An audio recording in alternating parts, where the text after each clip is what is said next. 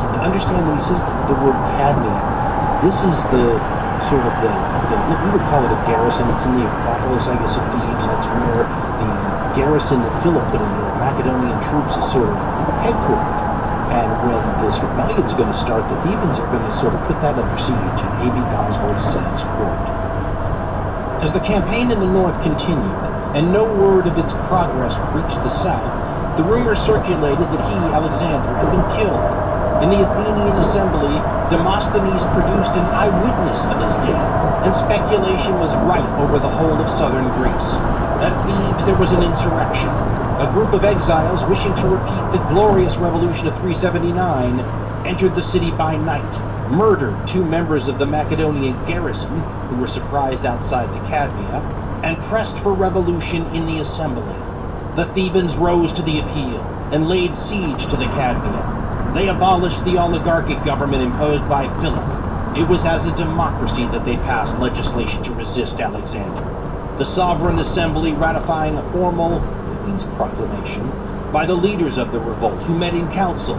These actions, Bosworth writes, had challenged every aspect of the common peace. An existing constitution had been subverted by exiles, and the city was openly at war with Macedon." End quote.